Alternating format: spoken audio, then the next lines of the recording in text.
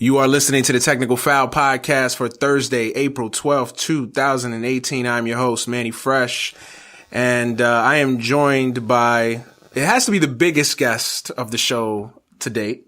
He may not believe this, but, you know, he is. He's the most well-known guest on the show. The Suge Knight of Dead End Media, Mr. Kenneth B. Inge. How are you, sir? I'm doing well. Doing well on this Thursday. Just chilling, man. What's good with you? Nothing much, man. Just living the American dream. That's all. Living the American dream. Another day, another dollar. Yeah. Of course. So, you guys that listen to the show often know that I have done some work with Mr. Kenneth on his show, Dead End Sports. So finally decided to get him on the TFP side of things to obviously talk about the NBA playoffs, but other things that we've been meaning to have several conversations on some certain topics that, you know, he keeps attacking me on, but I let him live. I let him breathe on those topics on his show because, you know, I don't want to bogart anything. So, you know, I finally figured that I give him the platform and the arena to air out his grievances with me on certain issues. So. Bring me to your domain. I see how it goes. Yeah, I gotta have the home field advantage, man. You know what I mean? Yeah. But before we start, man, every time I introduce a new guest, man, I like to get the audience. I like to let the audience get to know him a little bit. So, for those that haven't listened to you, never experienced you before, or whatever, don't know much about you, just give them a quick bio of you, yourself, who you are, Dead End Media, how you got started, all that good stuff. I'll try to keep it brief, but yeah, as you said, I'm Ken with the Dead End Media. We put out a couple of shows. We put out a YouTube show, which is Dead End Hip Hop. So it's a video. You can just Google it or go to YouTube and put in Dead End Hip Hop. It'll pop up.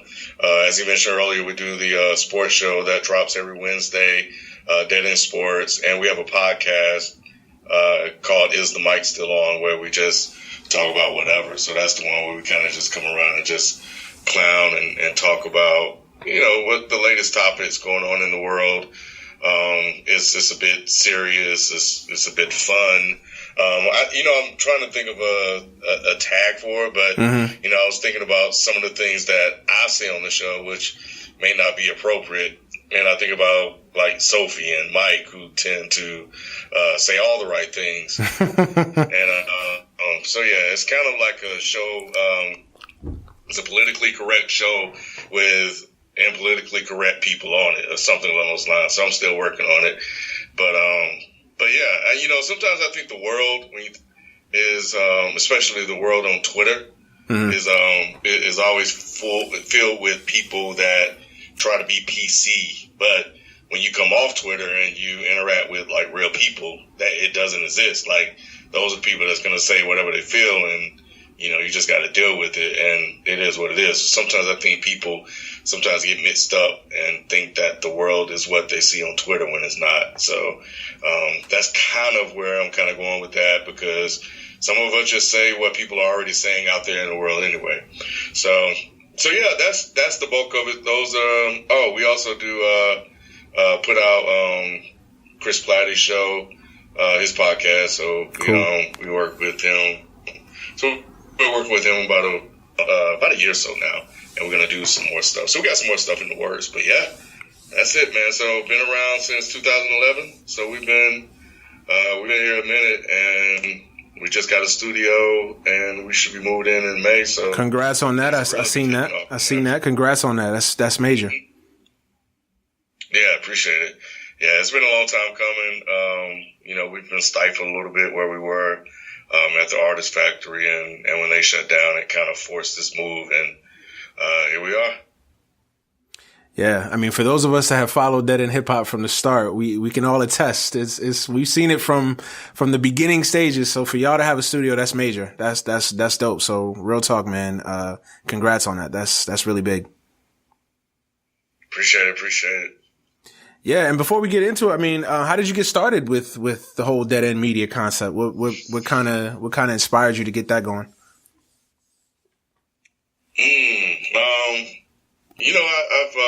I've always been in the media space one way or the other. Where, I think one weekend I put together an online radio station from scratch with software, and that's how I learned how to do work on websites.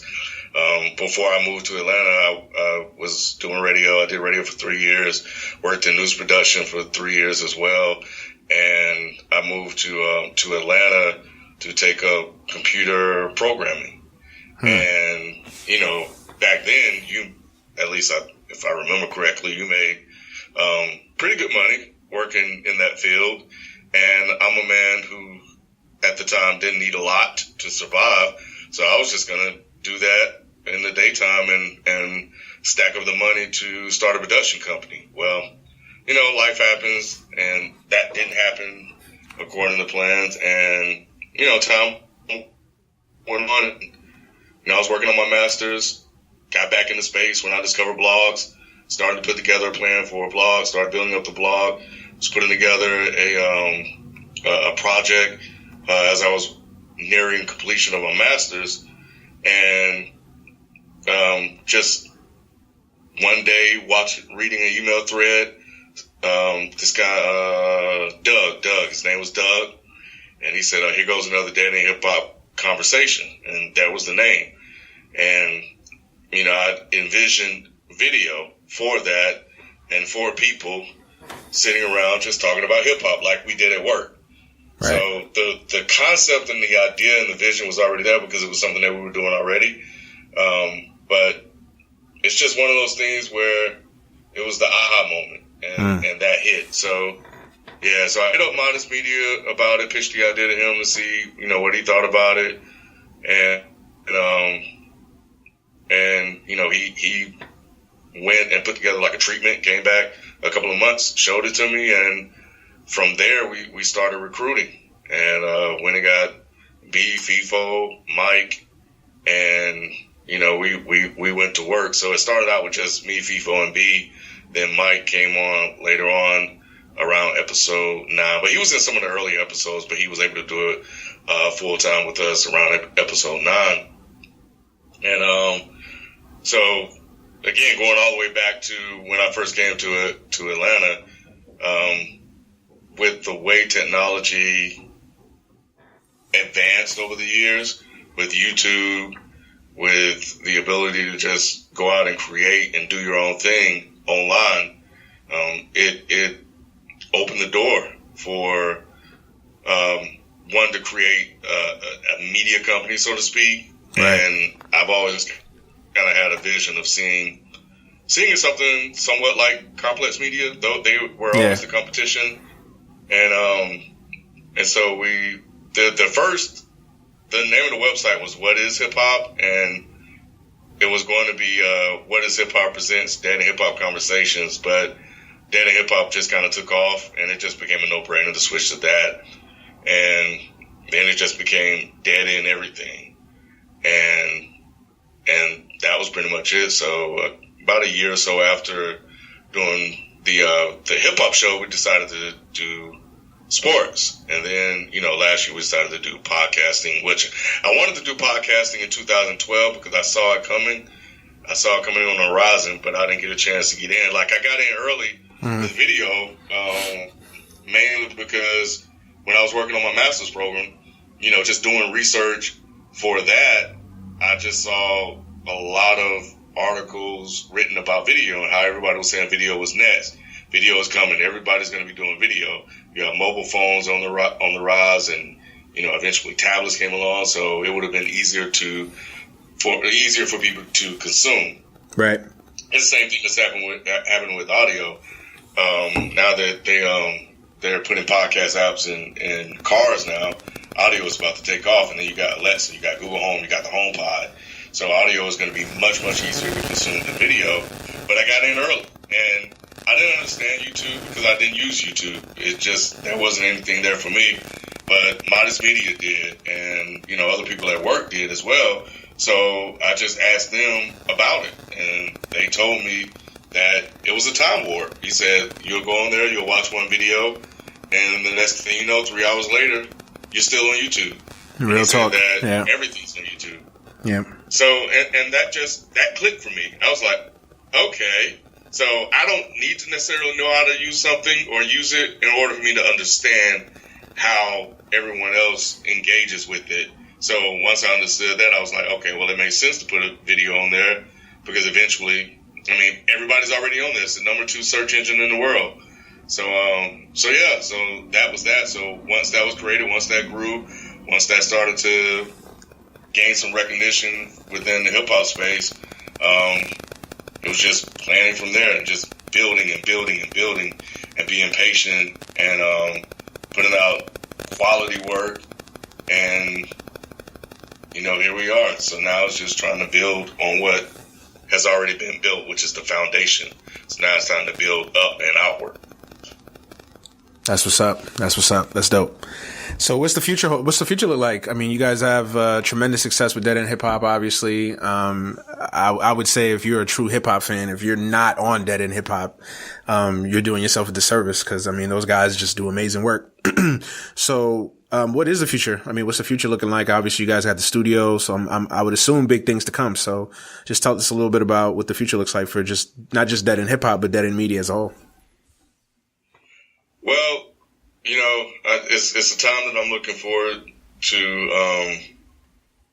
I think one of the things that I want to do is to bring video back for Dead End Sports.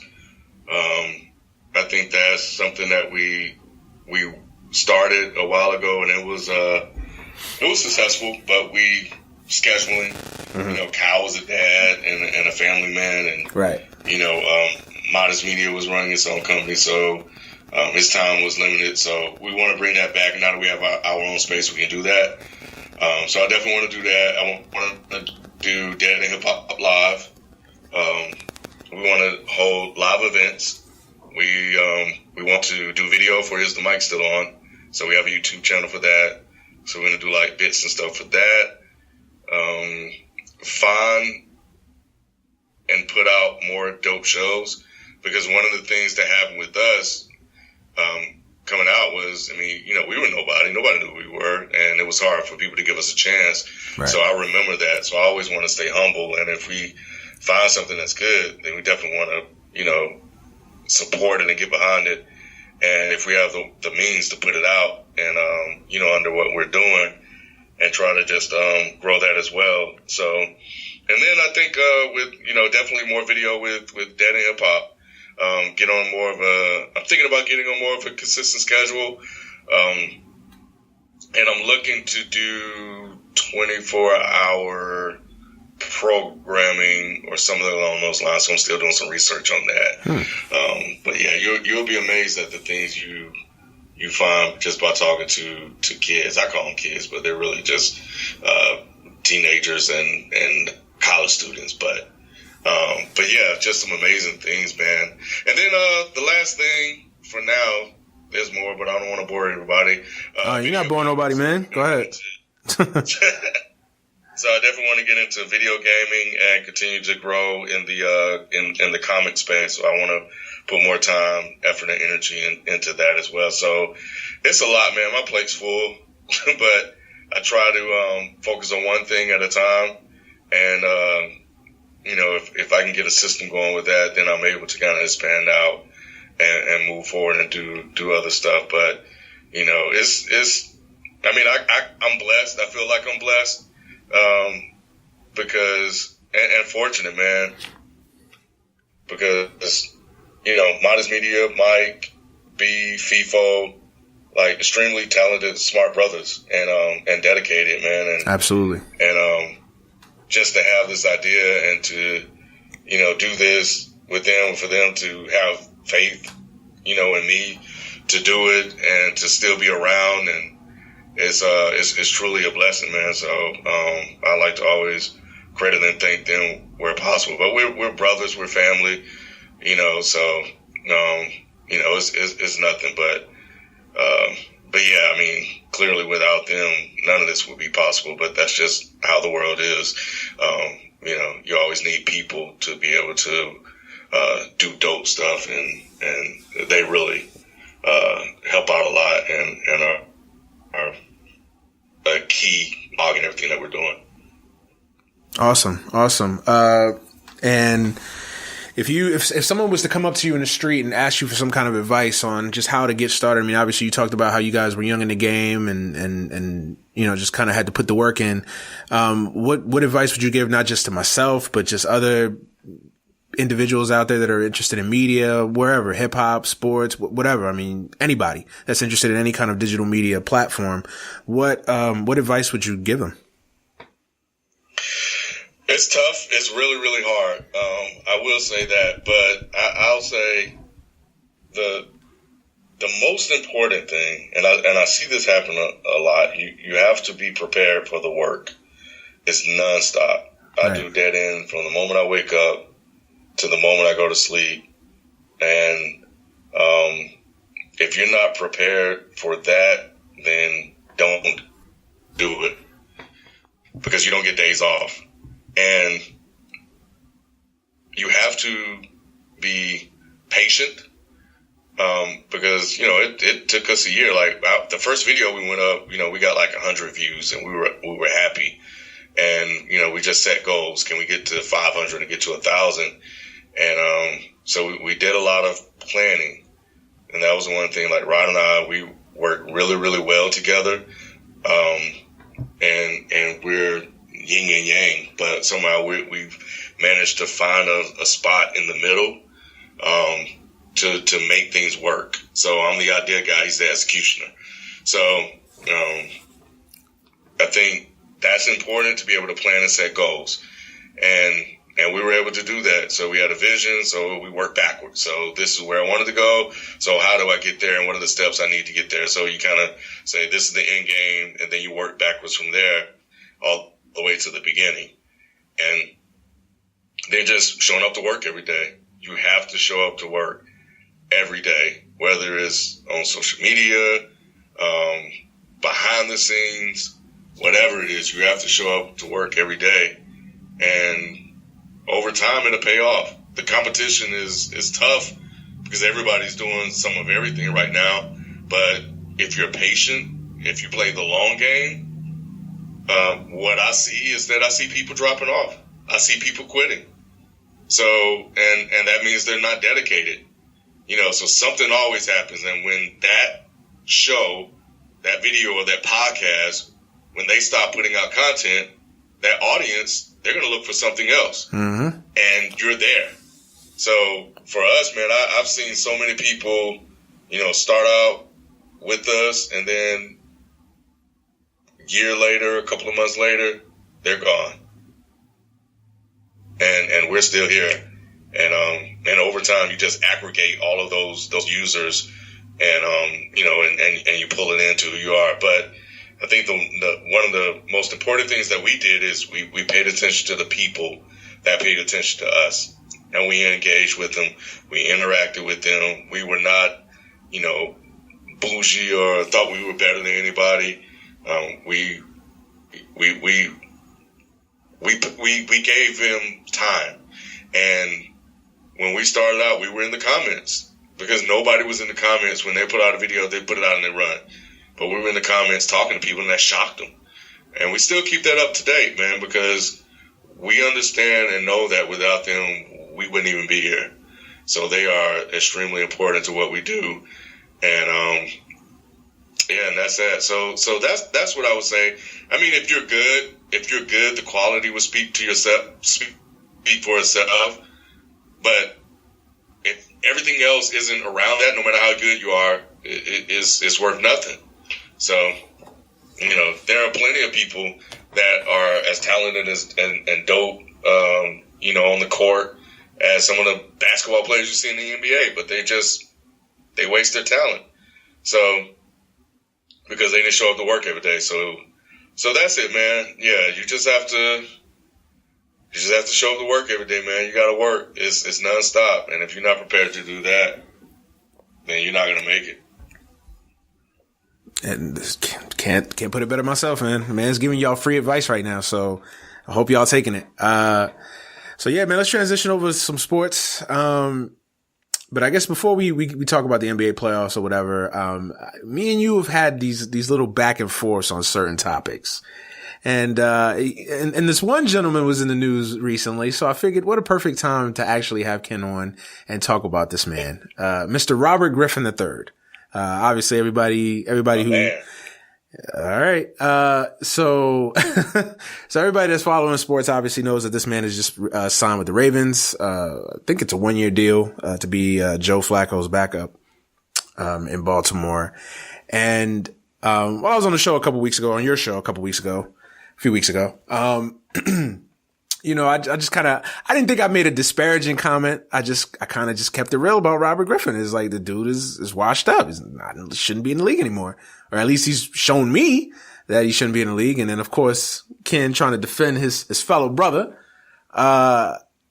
went to bat for him. We didn't continue the conversation, but I brought you on the show to continue that conversation. So talk to me and everybody else who is a non-believer on Robert Griffin and feels like this man has basically exhausted all opportunities.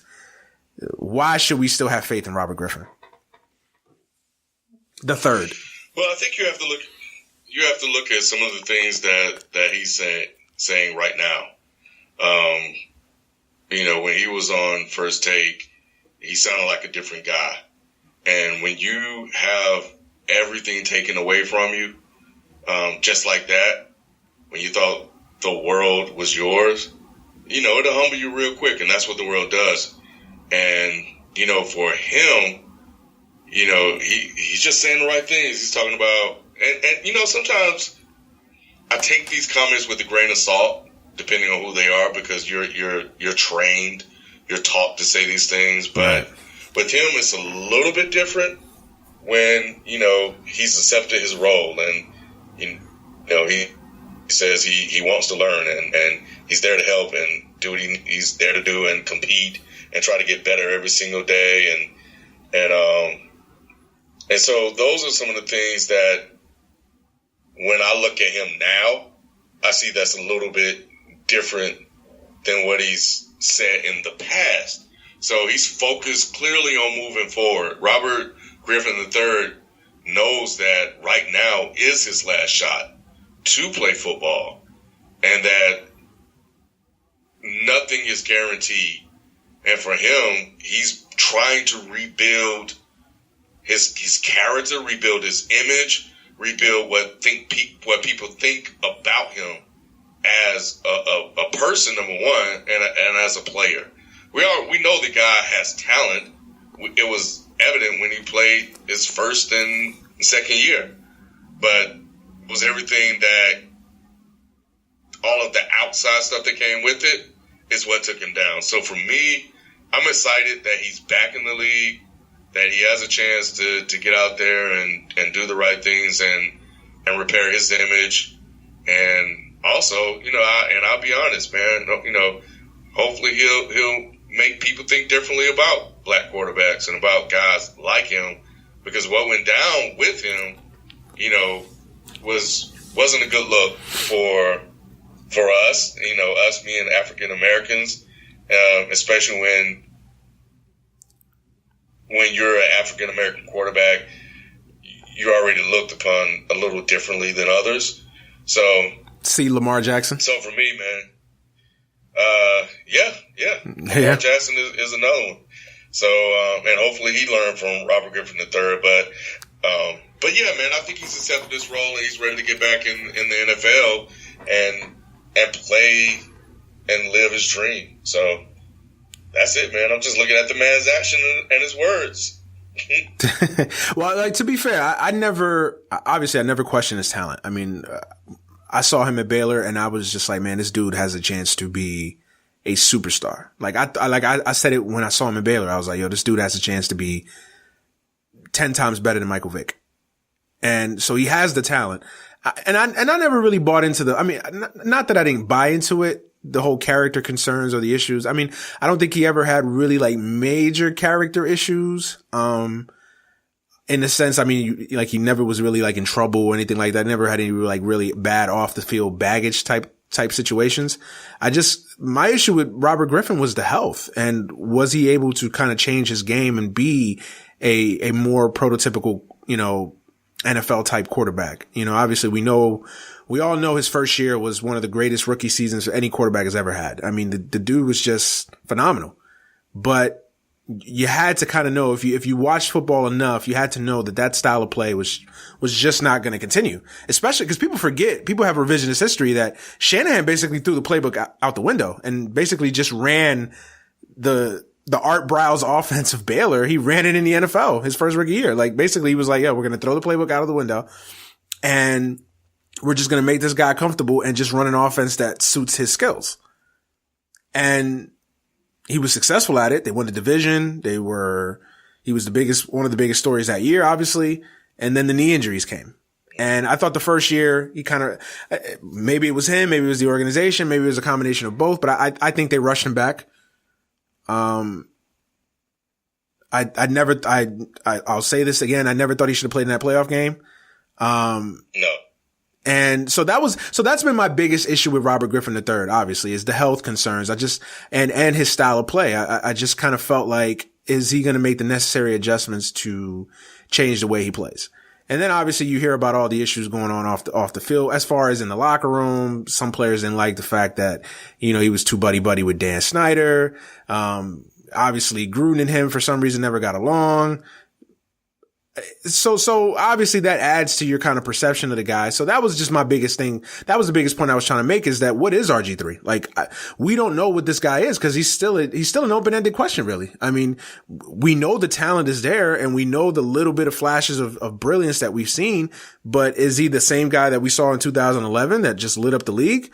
Or, what is he? And that was just my biggest question. So do you feel like he can get back?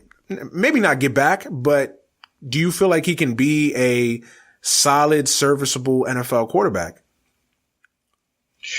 I do. If you look at some of the quarterbacks that are out now that are backups, and some are starters, I would like to believe that RG3 is better than them. We never got a chance to see what RG3 truly could be in the NFL because Gruden ran that man out of town. And this may be one of the saddest stories in NFL history because, his recklessness on the field, which I never understand why they just don't get down. But it just never makes sense to me, like sliding, like Russell Wilson, he does it the correct way. But I think it's an ego thing, man. I think it's an ego thing. I think it's just something that's been ingrained with them since they were in Pop Warner. I mean, they've had a style of play for so long that, it's like, it's almost like the smart thing says, change your approach, change the way you're playing, adjust. But it's almost an ego thing. Like, nah, I'm going to try to always make the play.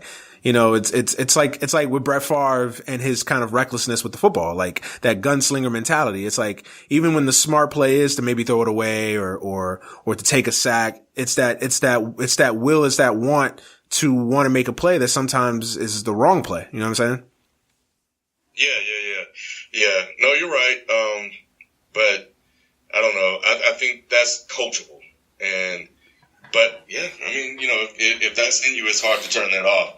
But, I think we're talking about a guy that for his first, let's say 2 years, he completed at least 60% of his passes. And the injury is, I'm totally with you. I hate he came back with that knee because it totally derailed everything there was with him. And he never was the same. But we saw what he could have been. And once Gruden got a taste of Cousins, and it was a wrap. So for me, I think RG3 is still skillful enough and talented enough to at least be a backup. You can at least be a backup and be serviceable. Now, what RG3 has to do is he has to study the playbook and be prepared and be ready to go. Like, he has to dedicate himself fully to this craft and what he's doing, because this is it for him. He's done. And if he messed this up, then I hope he has enough endorsements to get him by, or I hope he took care of his money. Yeah.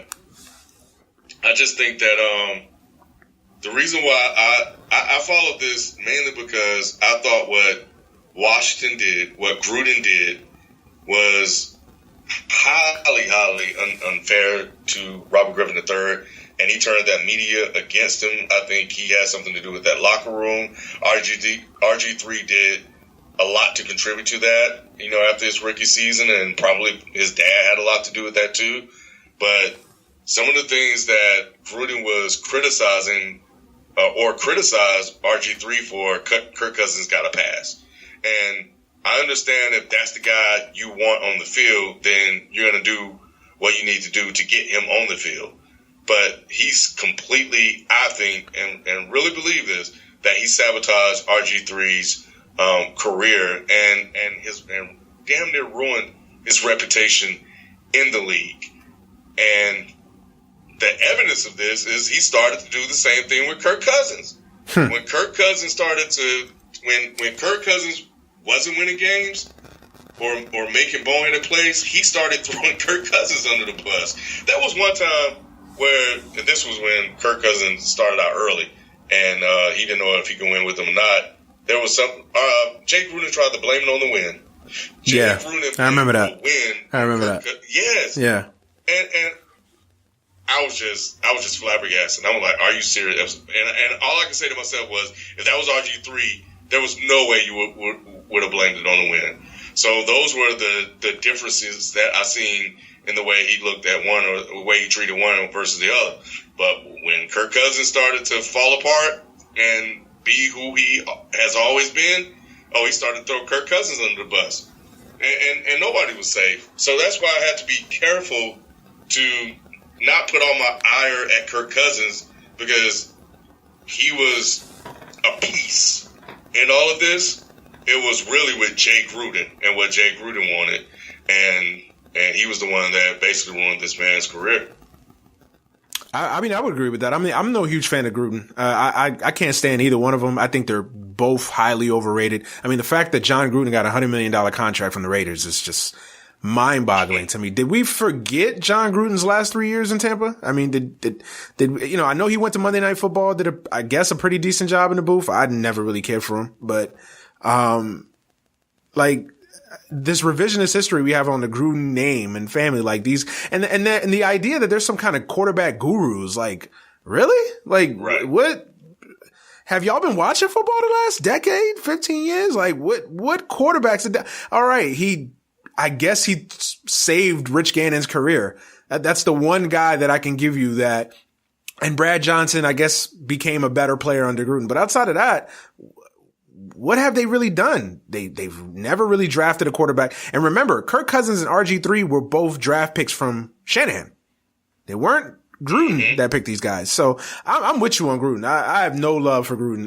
And also I think the one defense with RG3 too is the organization is in a constant state of dysfunction. Dan Snyder's a joke. We all know that. He's one of the worst owners in sports. Their GM situation isn't exactly appealing as well. So I agree with you. And again, I didn't want to get into it too much on the show because I think we weren't even talking about football particularly. I just had to I made like a flippant comment on RG3. And I've been a fan of RG3. I just have my question marks about whether or not physically he can endure the grind of the NFL. Now, I think everybody's rooting for him. I think hopefully from the interviews and everything that he said, kind of the PR campaign that he's putting out there, hopefully he's been able to, see the light or see the error of his ways, whatever things he did or contributed to his downturn. And hopefully he saved his career. Cause I agree with you. He could definitely be a backup in the league. I mean, if Brandon Whedon still has a job in the league, then Robert Griffin should at least have a job in the league, for sure. Right. And I also wonder, man, there was no reason, I thought he was hurt, but, there really wasn't any reason for him not to be in the league.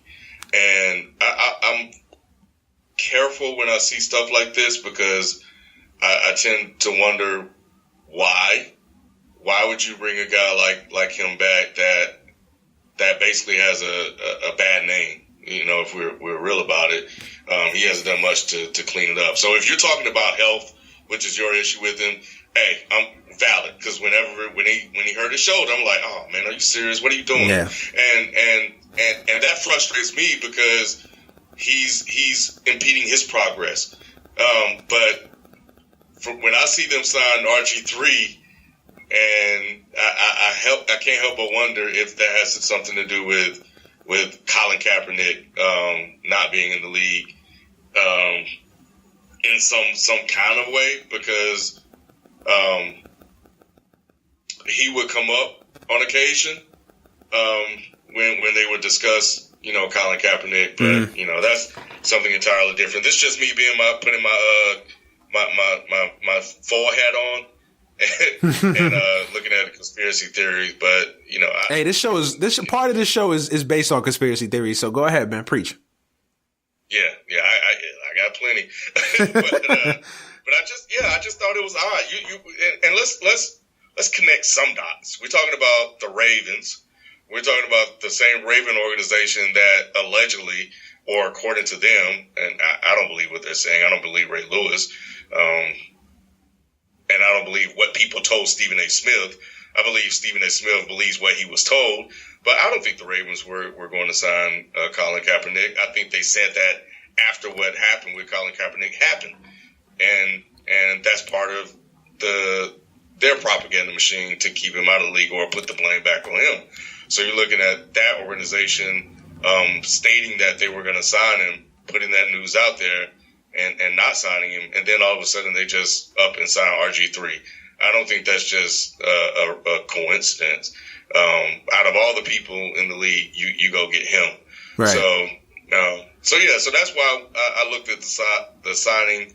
I had a side eye. It just seemed odd. It just popped out of nowhere. Well, the one thing I agree with you somewhat. The only thing I would disagree with, I'm not going to say I bought all of it. I did think that there was a discussion. I do believe that there was some thought in that building of signing Kaepernick. I really do. Now, how much of, you want to put a percentage?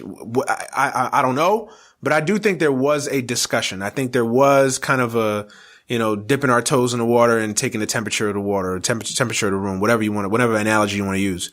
So I don't think I don't call bullshit. I don't call BS in their interest in Kaepernick, but I think the problem that I have with the Ravens is if you're going to sign the guy, sign him. Don't put it out there that you're thinking about signing him to kind of get a temperature of what your fan base might think or won't think or whatever. And the thing that really bothered me, and I talked about it on the show, is that the Ravens now are going to play a morality card. The Ravens now, the Ravens. Right. Yeah. I mean, you could say that about all 32 NFL teams. I get this, but the Ravens, I think I said it on the show a few months back when this was like really in the news. The Ravens, like since 2000, I think this was like 2003, have had like 14 arrests, and I'm probably off on the number, but I read it somewhere, and I know I had the exact stat on the show a few months back. But the Ravens had like 10 plus arrests since 2003, some crazy stat like that. And I'm like, this is the organization now that's going to take a morality play on Colin Kaepernick. And I don't want to touch too much on Colin Kaepernick because I was going to get to that a little bit down the ways, because obviously he's in the news again with the whole Seahawks thing. But, so I agree with you in a sense, but I do think that there was a discussion to sign him. But I think now, whether they really were going to sign him, you could leave it up to your own debate, your own mind, and think they were going to do it or not. I think there was a discussion. No, yeah, that's kind of, there may have been a discussion, somewhat. And I think if you put a percentage on it, then that's where you kind of see, where each of us lie. But for me, I just think that they just said they were, because I think that was the news. They was like, yeah, they were going to sign him until his girlfriend did what she did. And to me, it's a perfect out. Yeah. It's basically saying, hey, we were going to sign him, but look at what she did, Right. And now because she did that, I don't want to bring him into the organization. I'm like, come on, man, you guys may have discussed it, but don't say that you were going to do it. Exactly. And that's where I felt that they were manipulating the media or using the media to their advantage. Absolutely, I agree. So. And I lost total respect for that organization with the whole Ray Rice situation, because I felt like when it was, because people forget, they didn't cut Ray Rice immediately. They brought him back with open arms. I mean, they basically threw this man a fucking parade when he came back off that 2-game suspension. Then the video came out, and then of course the PR spin and blah, blah, blah, and this, that, and the other. And I don't know. The whole thing just kind of rubbed me the wrong way. And yeah, so, and then of course Ray Lewis, and I'm not even going to kill Ray Lewis anymore, because it's gotten to a point where it's just comical now. I mean, I've flamed him on this show so many times. His comments this week about Odell, it's just like, come on, dude. Are you lost? Whatever. Anyway, not to get too off track, but yeah, no, I agree with you. I mean, I think we're in the same space as far as Robert Griffin. I don't know. I think I threw that comment out there to be kind of, just kind of throw random shade, but I mean, I agree with you. I think he deserves an opportunity. I think I think he deserves to be in this league if he's healthy. And that's my biggest question mark with him, is he's healthy. The one guy we're definitely not going to agree with is Jameis Winston. You was caping for Jameis, and I was like, I know we're not going to agree. And one of my boys who co-hosts with me on the show all the time is a huge Tampa fan, and I'm slowly but surely starting to bring him over to the dark side with me. And I want to tell you my side of the whole Jameis thing before you give me your rebuttal. All right. So my issue with Jameis Winston is similar to RG3. It's not the talent. Although I don't think he's as talented as other people make him out to be. I have some question marks about it. Is he a top-notch NFL quarterback? I think his decision-making still leaves a lot to be desired. But there's no questioning that he's got talent. Absolutely. No one will deny it. Anybody who watched him at Florida State, his first, 2 or 3 years in the league now, everybody sees the flashes of brilliance that he has. My problem with him is completely off the field. I think he's got terrible people around him. I don't know if it's family. I don't know if it's friends, handlers, whatever, a combination. I think this kid just makes stupid, dumb decisions. I think he's immature. I think he's ignorant. I think he's going about it the wrong way. And what I've told people on this show is, it's one thing when your wide receiver acts like an ass, or when your running back acts like an ass, or your defensive end acts like an ass. But when your quarterback, the leader of your franchise, the face of your franchise, the guy that eventually you're going to have to dole out $25, $26, $27 million to keep, that's the guy that you have question marks about character-wise, that's a bad look. That is a bad look. So that is my issue with Jameis Winston. And his first year, he did okay. His second year, this year is where you really saw, I thought, the real kind of the issues. I mean, everything from the taunting the Saints, to throwing the football during practice, throwing the football at the media, all the issues he had in that locker room, the stuff with Dirk Cutter. I mean, I don't know, man. If I am a Jameis Winston fan, if I'm a Bucks fan, I am very concerned about this guy. So you prove me wrong. Say I'm wrong. I'm off base by that. I'm not concerned about Jameis Winston. Again, I think, he does some things that are questionable based on the standards of what people have for the quarterback position, standards set forth by white media. And Jameis has been maligned since college, and they have tried to tear this man down. Much of it has been his own doing, Ken. Come on now. I'm gonna give you RG3. I'm not gonna give you Jameis Winston. Don't. You want me? I'll go with you on RG3. Jameis Winston. A lot of it has been self-inflicted. Can you not agree with that? His character issues. There have been issues. But I see this. They did the same thing to Cam Newton. I see this type of thing happen to the brothers, man. And Jameis. And the thing that frustrated me about him was that he was giving them ammo. And that's my thing. Yeah, that's my. People. That's my. People's. No, go ahead. My bad. People don't tend to let it go, and they hold it against them, right?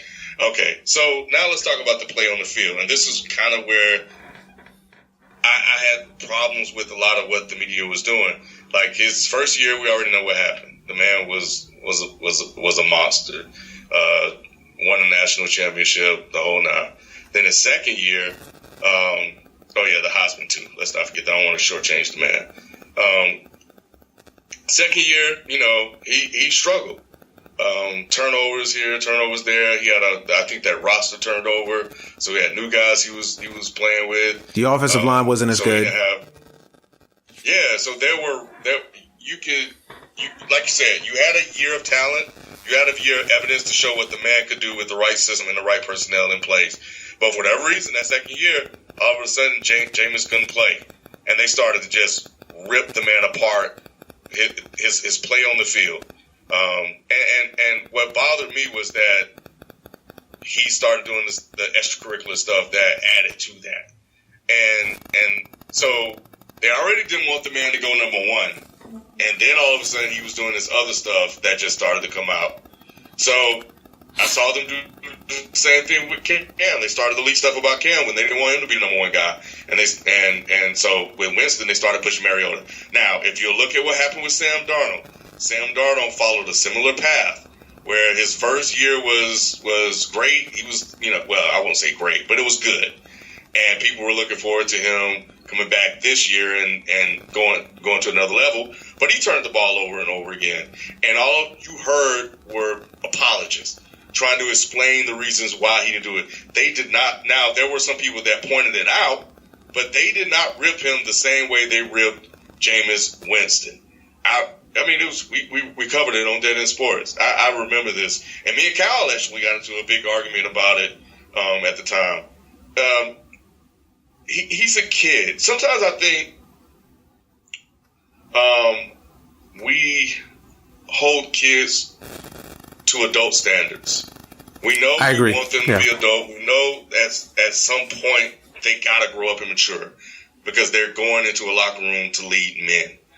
But Jameis is from Bessemer, Alabama. I know exactly where that's at. Jameis is from a small country city or town or whatever you want to call it. It's not big at all. And I mean, I hate to say, I just understand some of the things that goes on with him because, he's not big city life. Right. So it's taking him a while to learn some lessons. And yeah, he does stuff here and there, and I get it. And to be fair, people are somewhat jumping all over Baker Mayfield unfairly for a lot of the things that he did. And so I'm starting to see a similar path. Like when they just don't like a guy, they just don't like a guy. Well, look at Josh Rosen. I talked about this on the show last week. I mean, look at Josh Rosen. They killing Josh Rosen too. Yeah. Oh, they killing him. And all he did was say one thing about players being paid, right? Yeah. And then also now the new criticism is he's too rich. Like, can rich guys really come into I guess they must have forgot. I guess Peyton Manning grew up in Baltimore or something. Like, I guess, Andrew Luck is from Compton or something. Like rich kids can't play quarterback in the NFL apparently. This is news to me, I guess, but whatever. Yeah, so, but yeah, I mean, I think with Jameis, man, like you already said, we know the guy's extremely talented, but he's been misaligned since his second year in Florida State. And I'm hoping and praying that he'll just stay out of anything that could be trouble. Now, Ken, to be fair, the rape allegations did a lot to contribute to that too, though. You gotta be fair. Especially when we found out she was white. Yeah. Now, I don't make light of the accusations at all. But you know what? I'm not even gonna say it. No, go ahead. This is the technical foul podcast. We keep it real here. There's no censorship. You just say what's on your mind, brother. Go ahead. I don't want anybody pulling this tape. but I don't condone rape of any sort.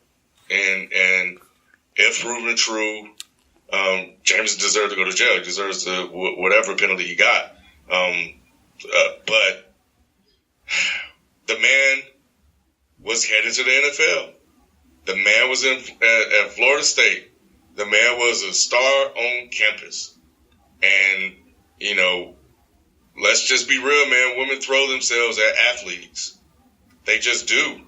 And, if this turned into a situation where, she did that and things didn't go her way, then, maybe she felt some kind of way about that and accused him of that stuff. And I was really looking forward to seeing how that played out. But sometimes the accusations are bad enough. That's all you need sometimes. Yep. And people will never let it go. And that's going to follow him everywhere. We talking the crab thing. That's going to follow him from everywhere. The crabs thing, him still in the crab legs, that's that Bessemer, Alabama thing that I was talking about. Mm-hmm. That's the college kid thing that I'm talking about. So Jameis hasn't been groomed to be a quarterback. Now, he's a great leader. Everybody knows he's a great leader. People love him. People are drawn by him. He's charismatic. But he just doesn't do it the way that the NFL wants it done.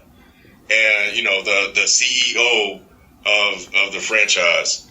But the guy goes out, man, and he's dedicated. He's extremely intelligent when it comes to the game, and he's extremely talented. We all know that. And I'm with you. I hope he does clean up this stuff, like the Uber thing that came out. It's like, oh, come on, man. Like, is this for real? Yeah. Did this really happen? So I'm waiting to hear if that happened. Right. But since his career started, he's a target. He's a target, and he has to recognize that and try to figure out a way to stay out of this stuff. But that's something he's going to have to do. As far as the Dirk Cutter thing, I have an issue. First of all, I have an issue with that whole situation with Tampa anyway, from firing Lovie Smith. They never should have fired that man, and that was unfair to fire that man. I agree. It was, sometimes what a guy like Jameis Winston needs is another black man guiding him, because he's able to sit him down and keep it all the way real with him and talk to him on a level that Cutter can't, because Lovie Smith understands that with Jameis, and this is where I think I'll align with you, that what Jameis is doing is bigger than just him. Is other black kids that are coming behind him, and everyone else, right? So you have RG3, who was demonized. You have Jameis Winston, who's been demonized. Michael Vick, we know what happened with him, right? Right. What happened to Big Ben? Big Ben, we already know what happened with Big Ben. I think it happened twice. Does it ever come up? No. We forgot it existed. What happened with Brett Favre with the phone? Sending dick pics. He was on the Jets when he did that. That's crazy. Yeah, I know. Does it ever come up? You see how it disappeared? So that's why, for me, like, I don't disagree with some of the things you're saying, because these are actions and activities that Jameis has done. But for me, I need to try and support these brothers as much as I can until they get to a point where I can't anymore, because the media is going to do their part, and when white quarterbacks have similar issues that are just as bad or worse, it's washed over. And that's what just bothers me. But the fact of the matter is, the guy can play. But because of the character issues that has happened, anytime he makes a bad play, he's destroyed. So I think that Cutter is just I just don't like Cutter, man, because I don't think he earned that job. They kept him. Cutter is like what's the Giants quarterback thing? McAdoo. Same thing like McAdoo. I didn't think Coughlin should have been fired. So I think Cutter is paying for an unjust decision that was done to Lovie Smith, because you remember they were winning. They started winning. Yeah. With under Lovie Smith, and they were a game or two from making the playoffs, and they decided to make a change. And maybe some of the stuff that Jameis is doing now, he wouldn't have done under Lovie Smith. So, I don't know, man. I've loved Jameis since, his freshman year. And I really, really want this guy to just stay out of trouble. I really do. I feel you, man. I mean, listen, I'm a little bit harder on him, and I'm harder on these guys because I feel like, I understand what you're saying, that these are all young kids. I was 19 not too long ago. I was an idiot. So it's not like I'm sitting here on my high horse trying to preach to somebody like I've always been perfect. But I think that these guys have to understand that this is it's bigger than them. It's bigger than just playing football. It's bigger than just being a celebrity, or like, you have to be smart, man. And of course, I'm not going to sit here and try to cape to you and try to tell you that the media isn't biased, that there isn't a racism to the media. Of course, we all know it. We all know it. We absolutely all know it. But I also don't think that Jameis helps himself. I just don't. You know what I'm saying? And, we talk about the antics and the leadership and the preaching and the gospel and all that, right? The bottom line is, if Tampa was, instead of 6-10, if Tampa was 10-6, we wouldn't be talking about it.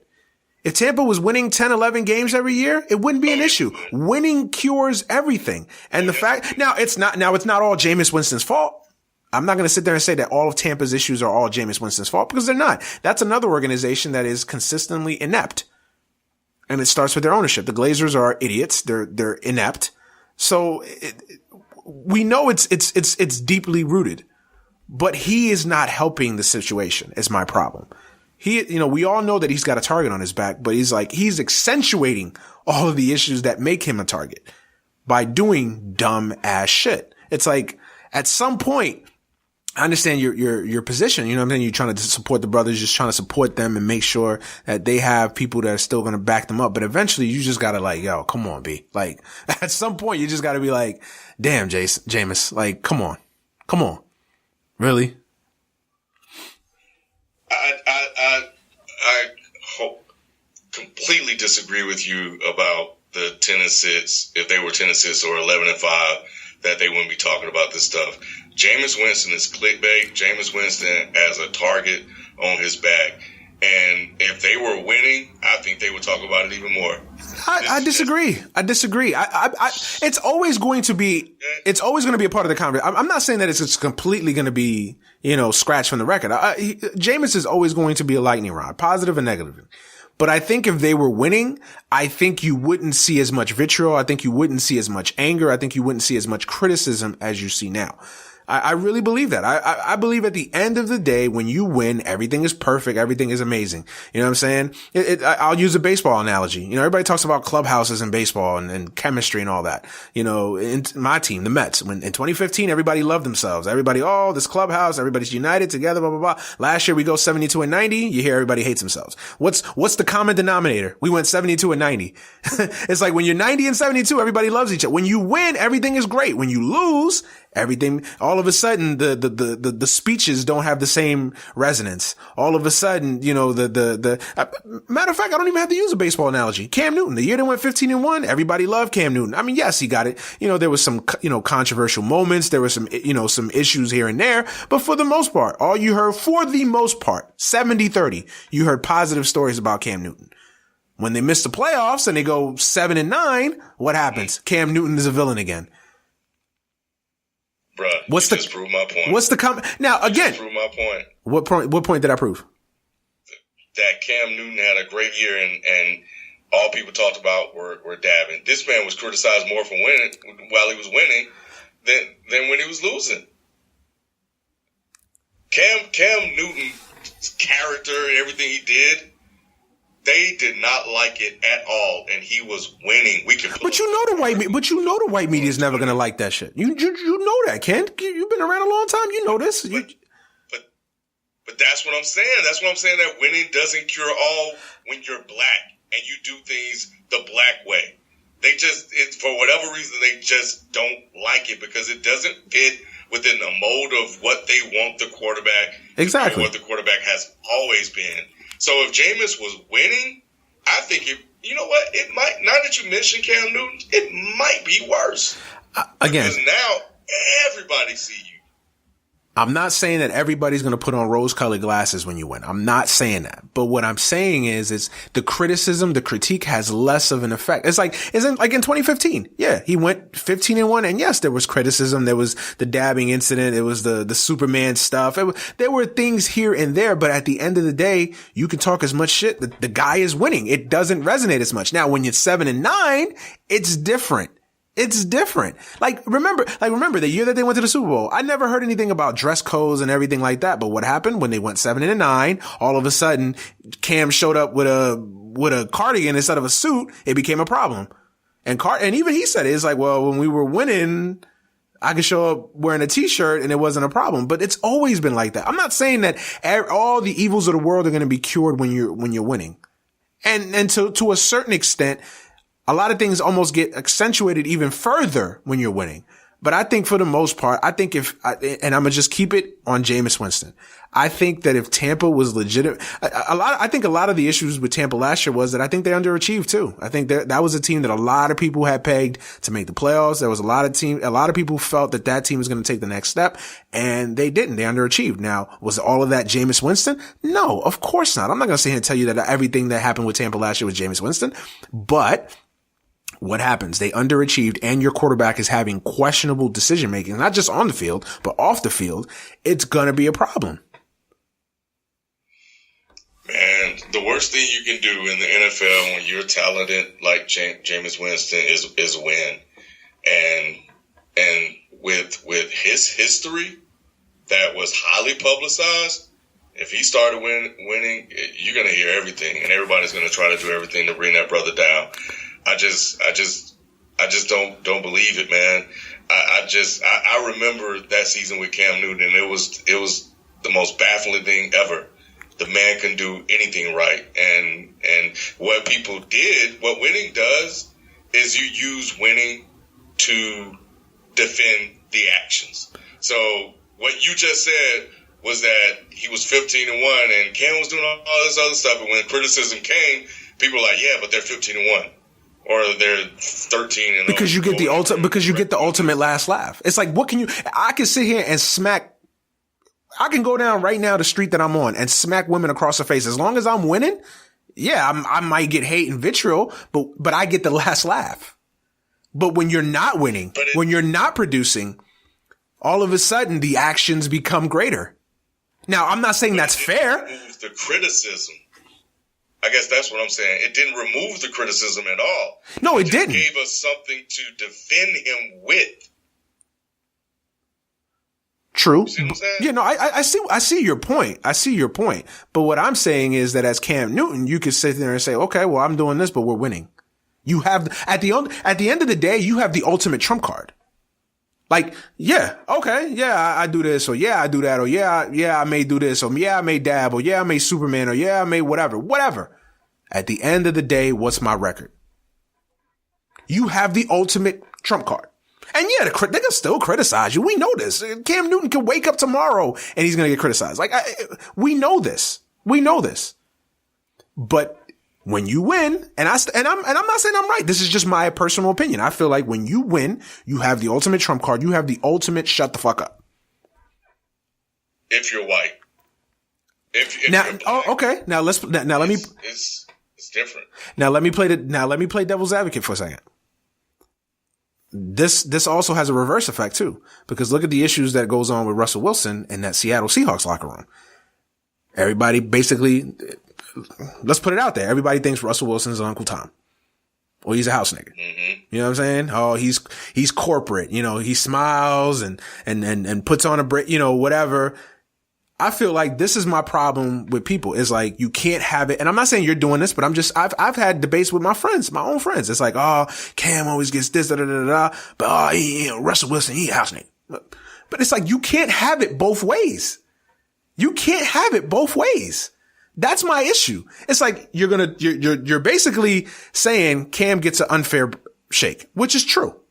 But then you can't reverse it and give Russell Wilson hell because he goes about it a totally different way. I think Cam got an unfair shake because, unlike Jameis, if people jump on Jameis, it's Jameis' fault because Jameis out here doing stuff that brings it in terms of the allegations with the cross grabbing, which he's denied, and nobody still has shown that to be true. And of course, everything that happened before he even stepped into the NFL. Mm-hmm. So with Jameis, it's a little bit different. With Cam, he's criticized because he's dancing and because he's a showman. Right. He's doing all this other stuff because he doesn't hand the ball. There's different levels of criticism, yeah. Right. So he wins in a different way than Russell Wilson. Now, Russell Wilson is what they want you to be and how they want you to act. Cam Newton is what they don't want you to do. Right. And so they're accomplishing the same thing, except one is looked at differently than the other because it doesn't fit, their that mold that I keep going back to of what they think a quarterback should be or how a quarterback should always be, even though they're accomplishing the same thing. And what happens when that occurs is that as soon as you fall, like Cam did, all that stuff comes back. Oh my God, the dam breaks, the levee breaks. Right. Then it's over. With Russell Wilson, I'm proud of Russell Wilson because, even though he is the CEO, he's representative of other type of black people we have in our community because we're not a monolith. So there are guys out there that are just like him, that act like him. I mean, a lot of it has to do with where he grew up and how he was raised and all this and everything that comes with it. It's just who he is. Right. But he still got Sierra. Yeah. It's not like the brother isn't black. Like he married, RG3, and I'm not holding this against him, but RG3 married a white woman. Russell Wilson, they say he's Uncle Tom, and he married a black woman. Right. You know what I'm saying? So, love is love. You marry who you want to marry, but if you look at it, it's like, well, dang, if Russ was really Uncle Tom and a sellout, wouldn't he be with some white chick? And not with some superstar. Well, he was with a white chick before he was with Sierra, but I mean, I know what you're saying. But yeah, you know what I'm saying. Like that doesn't surprise me. But the point is that he didn't. But they call him Uncle Tom. That's just who he is, and that's how he acts. But I'm gonna tell you this right now because see, the thing with Russell Wilson was they had other people on that team to be villains, right? So they can point at Sherman, they can point at the Bennett and everybody on that team. And I think at some point is Russell is going to get his. But what Russell does is he does a good job of staying out of trouble. And I know that's your criticism of Jameis. Jameis, for whatever reason, doesn't stay out of trouble. Something's always happens with him. And I'm with you. I understand. I feel that same frustration because it annoys me because I know what's coming with it. And it's hard for me to defend it. But I'm always gonna try, man. I'm pro brother, man. No, I feel you, and it's a great conversation. I've had this conversation before, and I'm big on consistency. It's like if you're criticizing the media because how they treat Cam Newton, because let's put it that way, he's a nigga. But then we as a community, minorities, whatever, we criticize the other aspect of things, Russell Wilson, because he does it, quote unquote, the right way. Like, why can't we just have both exist in the same space? Like, Cam does it his way. That's perfect. Great. Awesome. Do you? And Cam does it his way. And I'm not saying that either one is bad. And I've never really criticized, Cam. I feel like some of the things were valid criticism. Other things were stupid. Like the dabbing thing. Like, it was dumb. Like, honestly, like, who cares? I don't think it's no worse than what Tom Brady does. I really don't. But I feel like Tom Brady gets a pass. Yes. I feel like Tom Brady gets a pass. And maybe this is the anti-Patriot bias in me because I can't fucking stand the Patriots. But we all know that Tom Brady gets a pass. Tom Brady curses out coaches. Tom Brady curses out, officials. He spikes the ball. He headbutts people, all these other things. But Tom Brady gets a pass. Why? Number one, obviously we know skin color. Like, let's put it out there. Let's be real about it. Skin color. But what's the other reason he gets a pass? Because he's got 5 Super Bowls and he's got the ultimate trump card. Now, if Tom Brady was still white, he probably would get a pass a little bit. Yeah, he would. But if Tom Brady, instead of 5 Super Bowls, Tom Brady only had 1 or 0, I guarantee you. Now, it wouldn't be to the level of Cam Newton, obviously. I'm not stupid, but he would get some criticism. He would. Do you think if Tom Brady was black, he'd be eviscerated. He'd be criticized. He'd be criticized. Absolutely. Yeah. We've discussed it on the show. If Tom Brady was black, he would get eviscerated by the media. Maybe not to the level. Everything stayed the same. Everything stays the same. I think it would. Face. I think it would be. I don't think it would be as crazy as Cam, because after a certain point, it's like the man does have 5 championships. So I think that he would get a little bit more of a, it's hard. I mean, it's okay. So if you were to put numbers on it, if Cam gets 90%, let's say, I think if Brady was black, I think he'd get 70. I think there'd be a 20% differential, maybe 60%, because he's got the championships. I just feel like at the end of the day, when you win, you get a wider rope to hang yourself. Like when you win, I think you have, like, I've said it again, and to repeat myself, you have the ultimate trump card. It's like people can criticize you, but you win. It's like people hate how Belichick carries himself. You know what I'm saying? Like people hate the fact that he's surly with the media. He's this, he's that. And media people legitimately hate Belichick. Like they hate the fact that he does that. But why they can't touch him? Because the man's a fucking genius. The man wins. It's like at a certain point, it's like, yeah, we don't like it, but you can get, but see, the difference is when you're a Mike McCoy. Mike McCoy try to pull the same stunt when he was in San Diego, and the media wasn't having it. It's like, bro, well, hold on. You ain't Belichick. You ain't got 5 championships, 2 as a coordinator. Like, nah, you're not going to play that Belichick game here. When you win, you can do that. And we can't say anything. We can write about it. We can go on our little vlogs and rant about it. But at the end of the day, we can't touch you because you've won. That's the difference. Yeah, I think the thing with Jameis is this. We don't need to, we just need to, we want the brother to do better. Absolutely. At the end of the day, we just want the brother to do brother. But it sounds like you just flat out just hate the man and despise the man. No, listen, I don't hate Jameis Winston. You turned your own co-host against him. Nah, I'm not. I'm just trying to see, because my co-host was like, yeah, but he was like you, like, oh yeah, Jameis is Jameis. Like Jameis is Jameis. Like, my only point, I don't dislike Jameis Winston. I really don't. I don't like Florida State. So I guess it could be perceived that I dislike Jameis Winston. Like I don't like him because I don't like Florida State, but I'm not going to sit here and tell you that he's not talented. Like I'm rooting for the guy just from a fan of football. Like I want to see him do good. I want to see a black quarterback at that high level. Of course I do. But at the same time, like it's hard. You got to call a spade, Ken. Like I can't sit here and cape for the man when the man does dumb shit. Like at some point you have to sit here and say like, yo, okay, like, damn, like, you know what I'm saying? Like, even if he was, and I know it's easy to do it when I'm not a fan of his team. So it's easy for me to criticize him. And even if he was I'd probably be a little bit more accepting of it if he was a quarterback on the Jets, as opposed to me not having a rooting interest. I get that. But even if he was on the Jets, I'd probably give him a little bit more leeway. But even at a certain point, I'd be like, damn, dude, like, come on. So we're mad at Jameis because, he went after an official, right?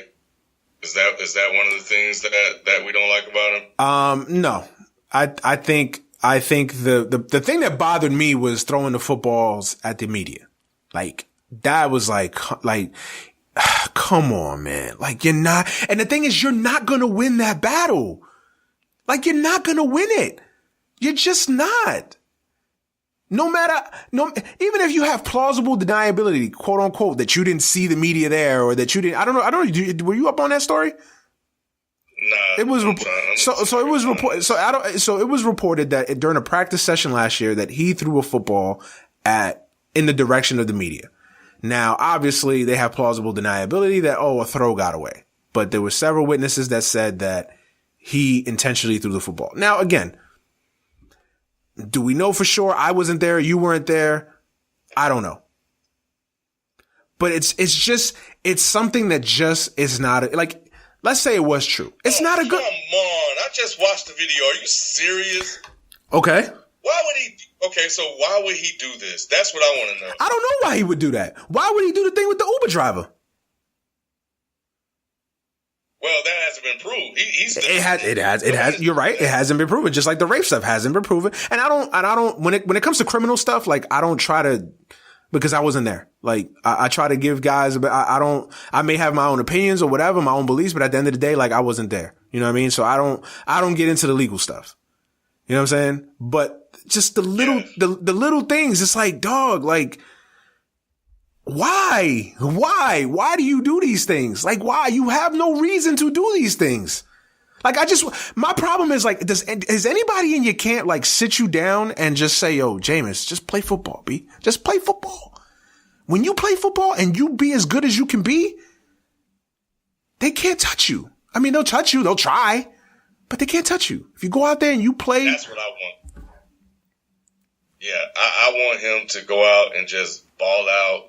And just shut up everybody. That's what. I want it so bad. That's what I'm saying. I'm not. I gotta say, man. Go ahead. I know what you're gonna say. Go ahead. Let me see. Nah, I want to see. I'm looking at Dirk Cutter's reaction. Let me see. I don't know, man.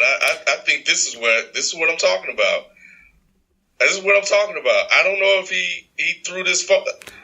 And to be fair, And to be fair, like I said, I wasn't there, so I don't know. I listen to some media folks that I've always listened to, and I tend to believe that they're on the up and up. To them, it was a little iffy. Just put it that way. Jameis's history is why this became what it became. So they're always looking for stuff. And here we go with football that I'm looking at this, and this just... Nothing about this makes sense to me. And I understand the lead in it, talking about, he threw it because people were criticizing or thinking that, or talking about his shoulder. I get the reasons why they may think that, but what I'm saying is that because of his past history, something like this that could very well be unintentional becomes intentional because it's Jameis Winston. And because he has a pass, right? Fair, unfair, yeah. Has a yeah. And it's like, okay, so if Jameis Winston was your son, right? How would you advise Jameis Winston? What would you tell him? Take the fan. If he was your son, if he was your young man that you raised for how old is Jameis? What, 23, 24? 24 years of his life. Like, what would you tell him?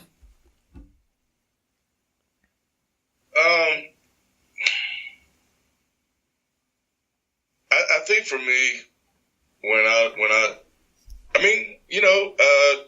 you just got to keep your nose clean.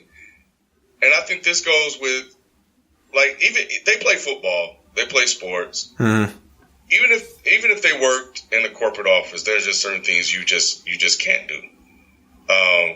Even if you went to a church, let's say a black church, let's not. Because I know we kind of been saying black and white. So let's just say a black church where we among our people. Mm-hmm. There's just certain things you can't do. There's a certain way that you have to act. There's a code of conduct. Because the adults. Right. Yeah. So that's what I would tell him. Like, you're super talented. You're extremely gifted. Continue to play with the passion. Eat your fingers if you want to. I don't care about the pregame speech because that's who he is. Yeah, that stuff that's minimum. So I don't care about that. Yeah, I agree with you. Yeah, but people seem to. But again, because it's Jameis, right? Right. So, but yeah, I just going back to just there's a certain way you have to carry yourself all the time as a man, as a black man, and eventually as a father. Exactly. Because you have a family that you're representing first and foremost. We don't have to talk about the black people. We don't have to talk about the white people, because I think when you start doing that, you get into respectability politics, and right. Why does a black person have to act a certain way? And and that's a whole other conversation. But at the end of the day, just start with your family and the legacy you want to leave behind and how you want people to think of you when they talk about you 10, 15 years down the line and when your career is over. And that's what I would tell him. That's what I would tell him. Try to control your temper and man, just go home. Exactly. Exactly. And just home. Exactly. And it's the same thing like with cats that get in trouble. You know what I'm saying? Get DUIs or, get in fights and beat up people. It's like, yo, you are an NFL player. You are a target because you are famous. And then add on the fact that you're black and you probably got thousands of dollars of jewelry and you're driving some expensive car. Like, you are a target. Fair or unfair, you are a target. Be smart. Like, for instance, like if you're an Odell Beckham, and I'm not saying he did this, like, why would you go to the club and get into a fight? Like, why? Like, stay home. Stay home. You're famous enough where you have, I'm assuming you have a mansion. Stay home. You can have people come to your house. Why go out to the club and even open that Pandora's box? That's what I'm saying. And I know it's not a fair comparison, but that's what I'm saying. Like, when why put yourself in these situations? And we got to move on from the Jameis because we're never going to and I think we're on the same route. I just think that me and you are going about it different ways. Like, I'm not, again, I think the guy is uber talented. And that's the shame of this. Cause if he was a bum, I would just say, like, well, he's just a bum. But he's talented. Everybody knows he's talented. I mean, that Monday Night Football game this past year, when they were celebrating the Bucks 2002 championship, when he was against the Saints, that performance against the Saints on that Monday night, I mean, that was like, yo, that is the game right there that if you were questioning Jameis Winston on the field, you'd have to shut the hell up. Cause he played great in the game against a very good team and a very good defense. So still people have found a way. Well, and you know what, Ken? Like, you're just never going to win that battle. You're just not. But how you win it or how you suppress that is by not giving them the ammunition. And that is my basic point. That's my basic premise. Stop giving these white folks the ammunition. Even no matter how small in nature it may be, stop giving them the ammunition. And Jameis Winston, fair or unfair, a lot of it he brings on himself. That's all I'm saying. That's all. But let's move on. Let's talk about some basketball. NBA playoffs start this weekend, obviously. I think the NBA had a really good regular season this year. I mean, I think they had a bounce back regular season because, I've said it on this show. I think I said it on DES that the last couple of years, the NBA regular season has been a dud. I mean, we all know how horrible the playoffs were last year. I mean, we don't even need to talk about that. That's not even a debate. So I think they had a much needed bounce back year this year. You got some new teams contending, a rookie class that came in and was one of the great rookie classes we've seen in a long time. What was the one thing that really stood out for you before we get into breaking down the playoffs? But what was the one thing that stood out for you this regular season? The rookies, yeah. Man. I think the crop of youngsters that came in the NBA made it really, really interesting. Would you put this draft class amongst the 2003s? I know it's early; it's only 1 year in, but would you at least consider putting this amongst one of the greatest draft classes ever? Oh yeah. I think we'll get there. I think it will be among the discussion because we when the season was wrapping up, Malik Monk was out there balling. And he didn't even get a chance to play this year. Yeah. So there are a lot of guys that are just sitting that we haven't had a chance to see that we'll see hopefully in the next year or two, especially if the organization's developed and right. So there's more talent out there that we haven't had a chance to watch. And I think once they get on the field and develop and manifest into who they're going to be and they reach their potential, we'll definitely see that. So they stood out to me the most because for me, I think it's setting us up for the future because they are being added to the crop of guys that came before them, the Davis, the Cats of the world, the Embiids, Saric, all these other guys that have been around for a year or two. So The NBA is definitely Kristaps Porzingis. They're developing a whole new breed of stars. So right, the next generation, yeah. Mm-hmm. I would agree. Yep. I would agree. I think that would be my pick as far as a standout from this season is the rookies, definitely. So with that being said, who's your rookie of the year? I mean, dude, you already know, man. Donovan Mitchell, baby. I agree. Donovan Mitchell. I agree. And I've said it on the show, on your show. I've said it here. What? I agree. Wait, you said it on our show? No, I said I picked Kuzma. I had a biased pick. I picked Kuzma. Oh, But okay. but if I had to pick between Mitchell and Simmons, I would pick Mitchell because I think me and FIFO got into a debate. I was like, well, to me, Simmons is not a rookie. Like it's one of my pet peeves in sports when cats play a year or when like in baseball, when these cats come from Japan. Oh, he's a rookie. No, he's not. No, he's not. The dude was a professional. He was against professional athletes. You trained. I don't believe in red shirt rookies. Like I don't buy that. I'm sorry. A rookie is a guy that is an amateur, previously was an amateur that comes in the league and plays. Like Ben Simmons. And here's the most egregious part. Ben Simmons could have played last year. People forget that. Ben Simmons chose not to play last year. Now, I'm not saying he did it strategically, but I'm saying that, he did it. There was a time where there were a lot of conversations that he could have played. He chose not to, and they shut him down. Part of that was him. Part of that was the organization. We'll probably never know the full answer to that, whatever. But he could have played last year. So so he basically got a redshirt year. I'm sorry. I don't count that as a rookie. Now, a lot of people share that opinion. Some people don't. Some people just say, hey, first year player, whatever. I don't agree with that. I feel like Simmons had a year to learn how to be a pro on and off the court. He had a year to rehab, train, develop with pros. Now, I know what most people will say, were the Sixers really a professional team last year? Jokes be that as it may, the facts are the facts. So to me, I would take Mitchell. And the thing that I would think about Mitchell, I also take into account where they were picked in the draft too. Is that has to have some kind of sway in everything too. Cause it's like, it's easy for like the number one guy, like Simmons was the number one pick in that in the draft class 2 years ago. So it's like, okay, if you show out and ball out, it's kind of like it's expected. You know what I mean? To a certain extent. But like, This was a dude that was the last pick in the lottery. Like, he easily could have not gone in the lottery. You know what I'm saying? And this dude balled. And I think you have to take the team's success into it. That he was the best player on a team that lost its best player previously. A team that I think they started out like 19-28. Something like that. They were like 9 or 8 games under 500 for a stretch in the season, and then they just had a historic turnaround. I think in their final 36 games, I think I read the stats, or 34 games, I think they finished like 28-6 or some crazy stat like that. Don't quote me on that one, but I think I read that somewhere that they, like in their last 30 something games, they finished like 28-6 or something like that.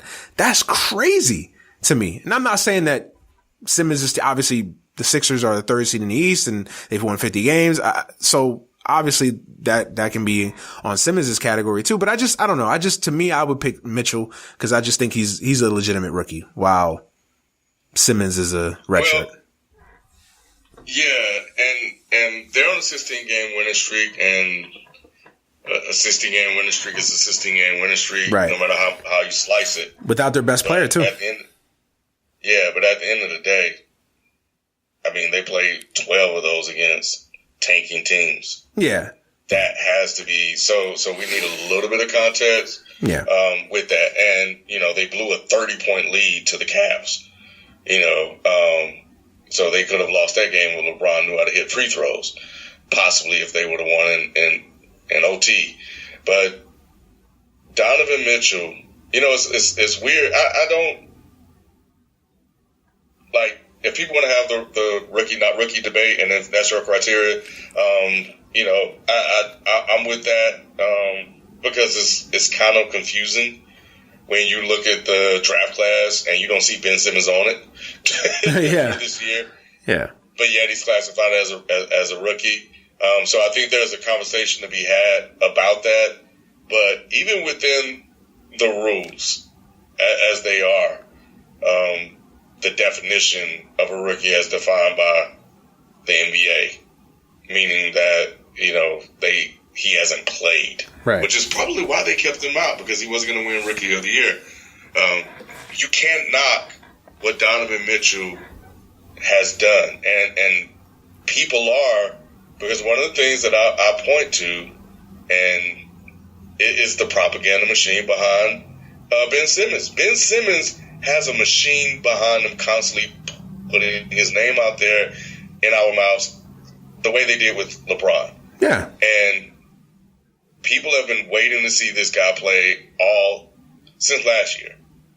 And finally he's here, and they're going to market and push him out there. So everything he does, we'll talk about. The sports debate shows will talk about him. It will be covered. Donovan Mitchell, not so much. But Donovan Mitchell got better every year and had a better story every year, and stayed in college longer.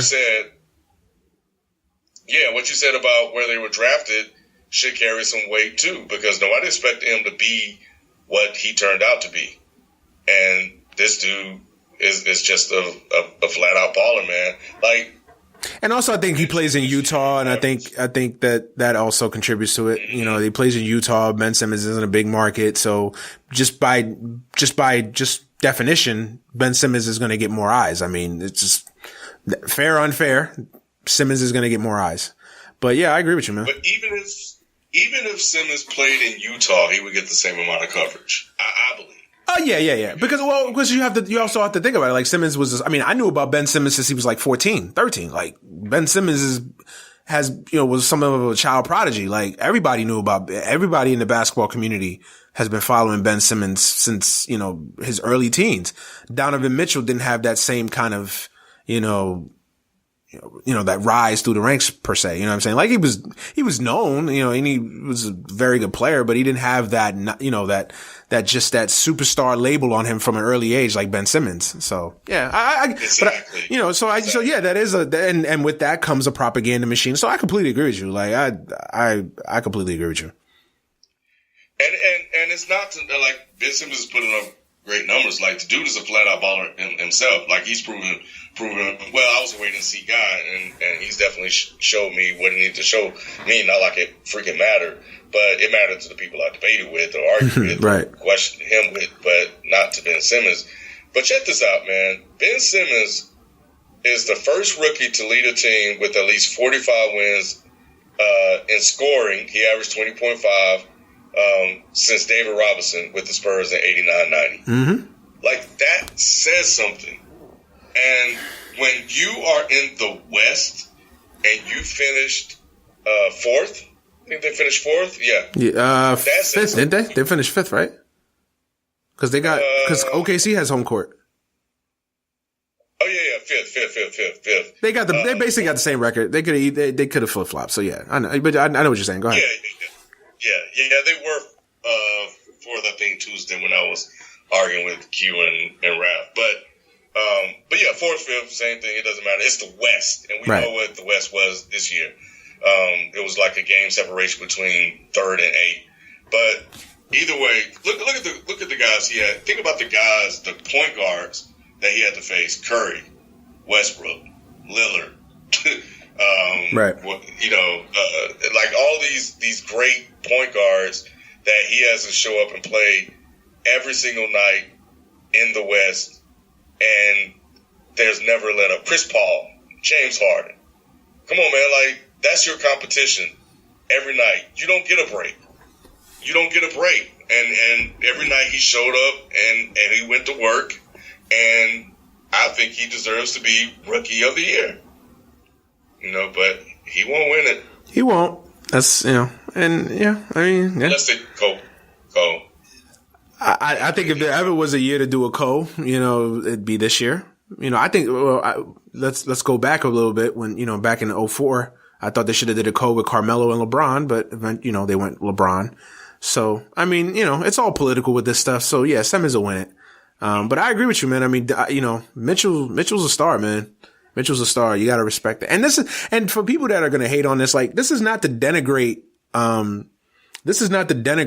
Simmons in any way. Like, Simmons is great. Like, the facts are the facts. Like, nobody is, that's why my debate is more about actual classification as opposed to game, because it's subjective. Like, if you were to give me an argument that Simmons should be the rookie of the year, like, I can't argue it when it comes to on the court. Like, I can't argue it. Like, if you were to tell me Mitchell was the rookie of the year, I'm not going to argue it. Like, when it comes to basically on the court, it's apples and oranges, it's splitting hairs, I should say. Like, realistically, like, they're both very deserving of winning it.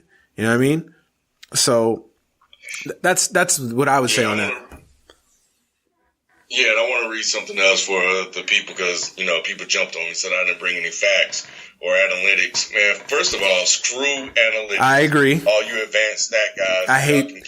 Watch the games. Watch the games. Stop putting everything into a computer and trying to come up with little goofy, nerdy stats. I agree with Chuck when he says this. The analytics is ruining sports. These guys that are computer whizzes that want to run professional basketball teams and professional baseball teams. Watch the game. It's my little rant. Go ahead. My bad. So between March and April, because both him and Ben Simmons, they won Rookie of the Month. But in March and April, man, he totaled 16 games with 20 or more points, most among rookies during the stretch. He had 35 against San Antonio. He was the first rookie to notch 7 30-point games in a season since Blake Griffin.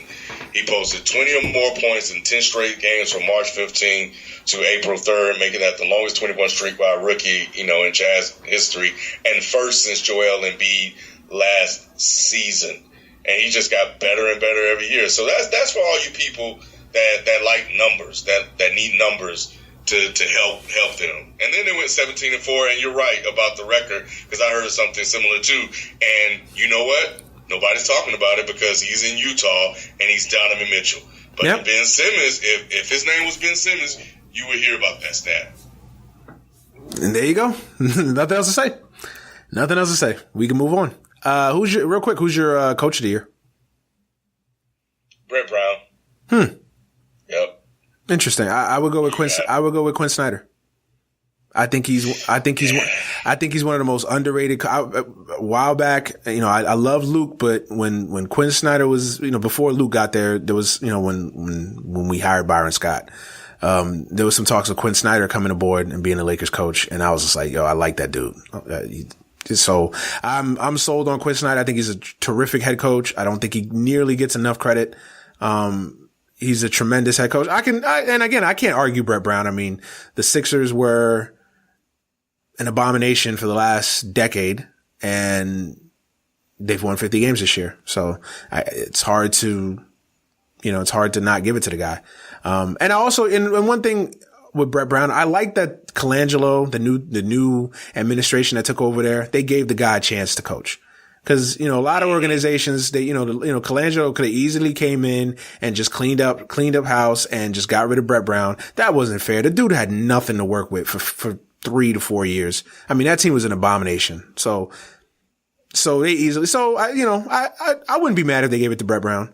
But to me, I would go with Quinn Snyder just because of losing Gordon Hayward, the West,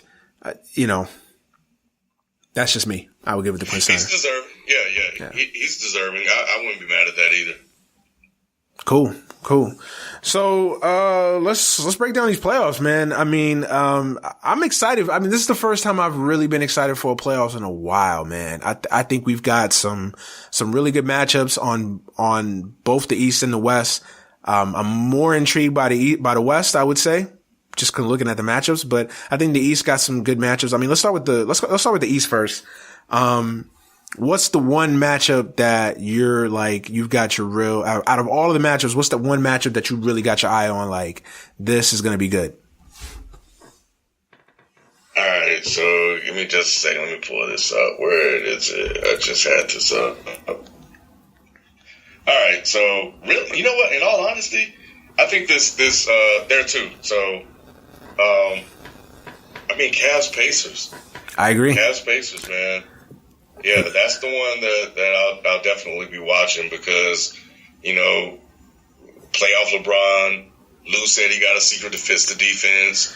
So more stories there with that team. And now we'll find out if the season really was if the record was really a reflection of the multiple lineups, or are the Cavs really a 4 seed? Like, for real, without all the injuries. You know, even if they had the injuries, they would have finished 4th, you know, so, and yeah, that's the one I'm looking at the most. And on the West, what's the matchup that you're looking at? What's the one that got you mostly intrigued? Rockets Timberwolves. I agree that we're 2 for 2 on that one. I agree. I think I'm saying it right now. I think the Timberwolves are going to be a pain in the ass for the Rockets. I'm calling it right now. I'm not saying they're going to beat the Rockets, but if there was ever an 8th seed that could beat a 1, the Timberwolves are that team. I'm putting it out there. Just hear me out for a second. Thibodeau, I know that people have been disappointed with his defense here, and, you know, with Minnesota, they don't play defense. I get all that, but Thibodeau's still a very good coach. He knows how to coach in the postseason. He's going to have those boys ready. Minnesota's got they've got obviously Karl Anthony Towns and Andrew Wiggins, young players, but they also have some veterans. Jimmy's a bulldog. He's been in the playoffs before. They got Teague. They got some guy, Crawford. They got some guys that have played in the postseason before. They're not going to be intimidated by Houston. They're not.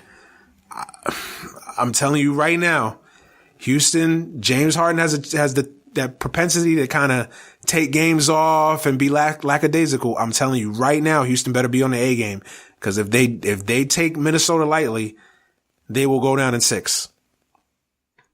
You know, the thing about it for me, and why I want to watch that one, is I want to see if the Rockets return back to form, mid-season, early season form, when they were just destroying everybody.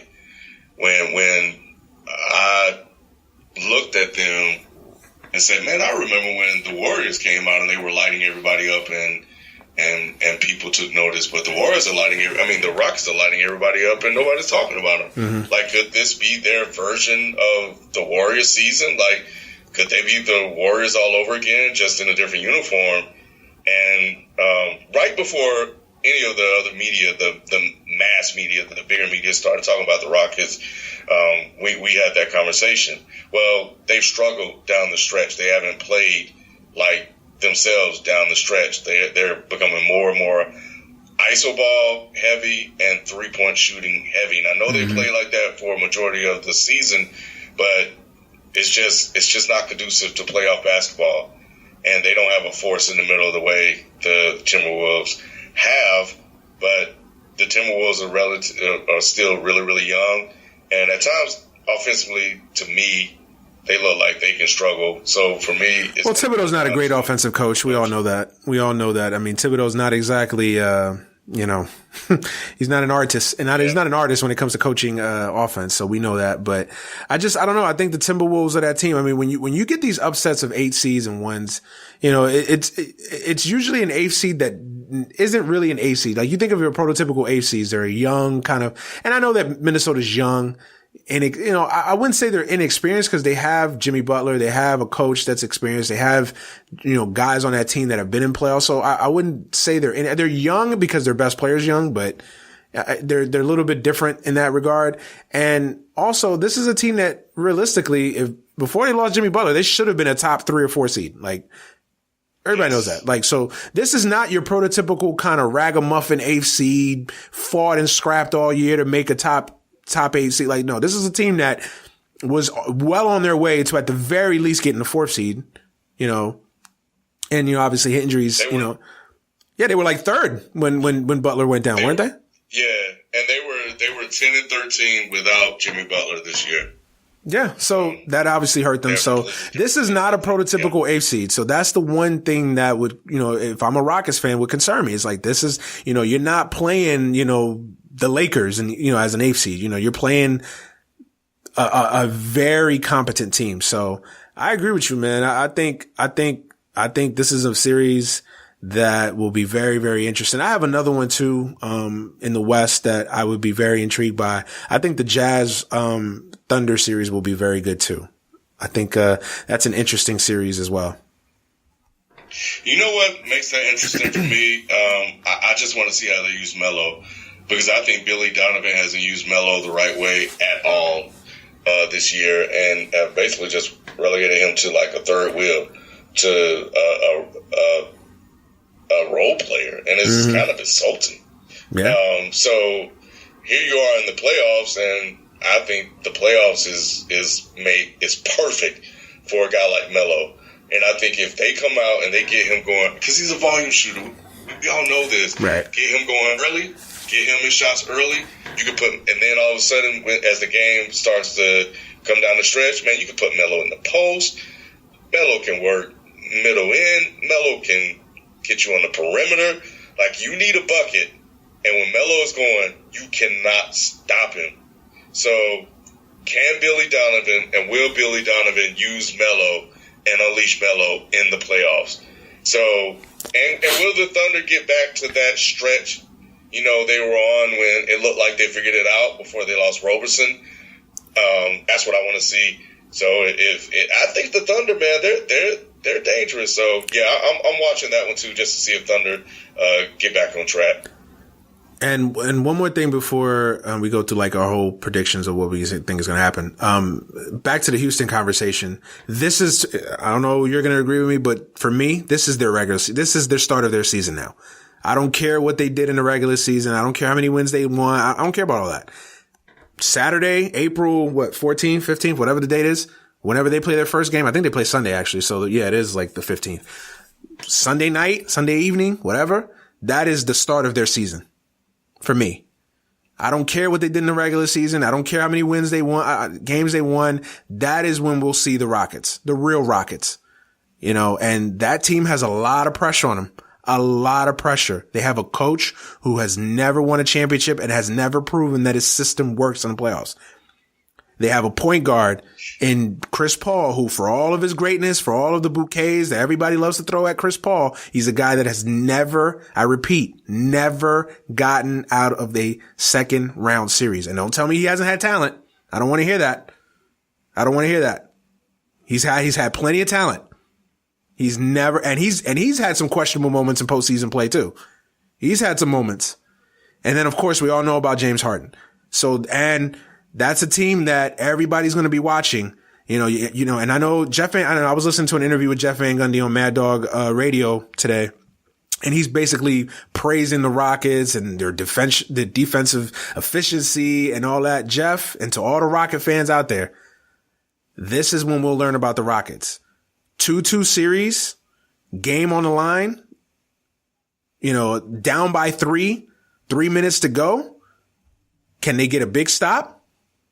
And can James Harden make a winning championship play?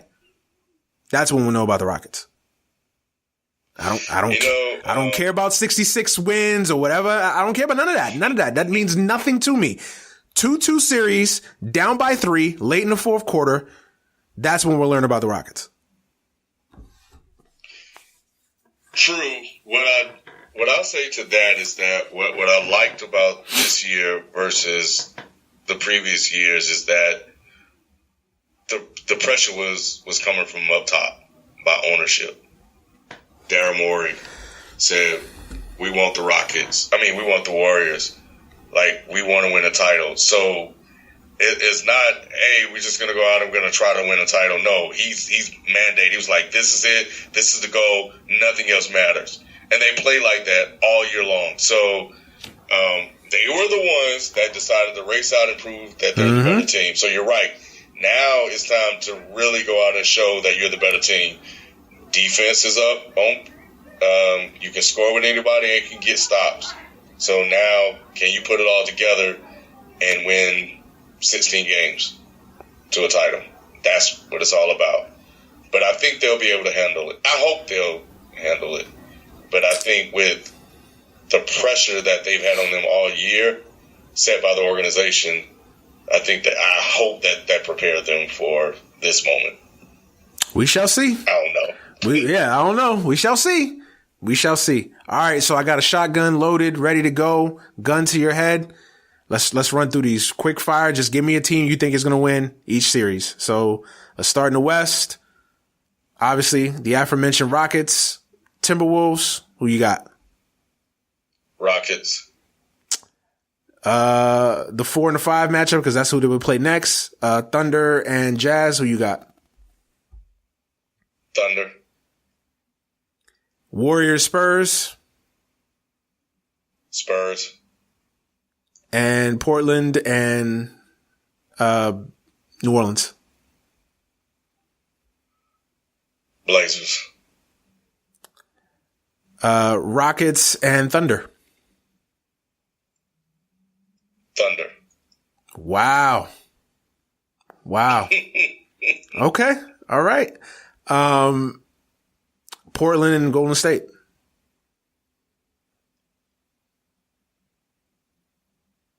Golden State. You took too long to answer that one, but all right. And then Golden State, OKC. Thunder. What? Wow. I'm writing this down. I am jotting this down.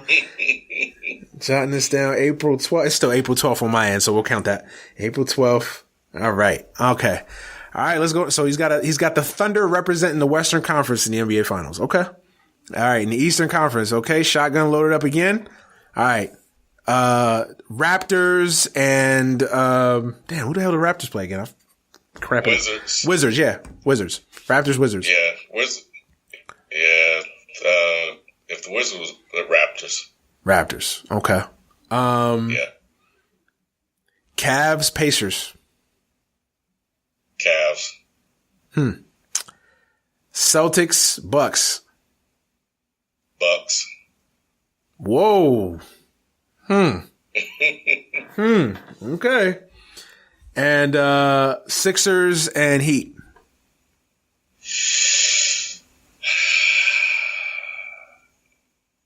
Sixers. Okay. Raptors, Cavs. Oh, Cavs.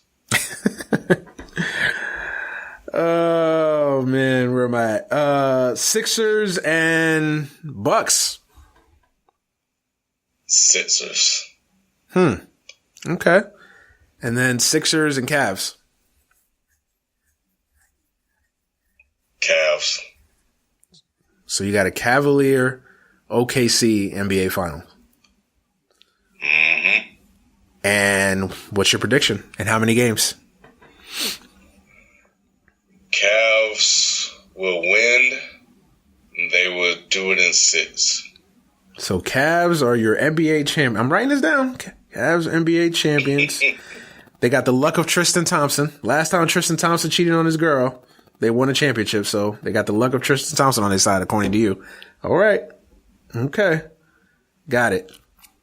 I guess I'll do mine real quick. I've got the Timberwolves upsetting the Rockets.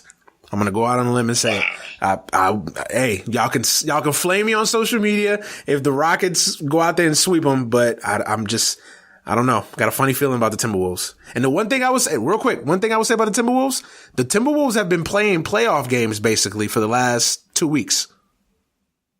Remember that. True. They've basically been in the playoffs basically since the month of April started. So, just telling y'all. Timberwolves right over the Rockets in 6.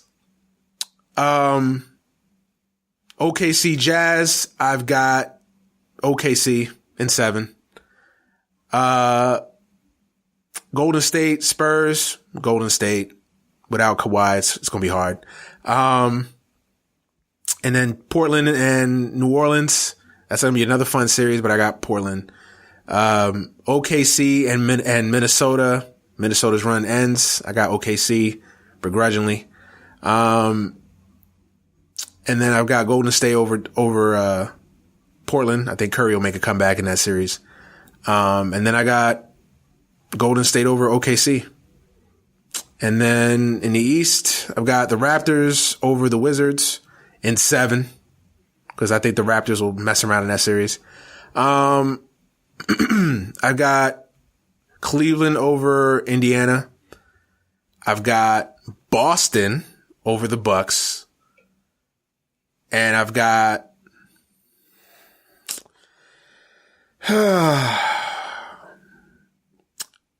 I'm gonna go with the Heat over the Sixers. I wanted to.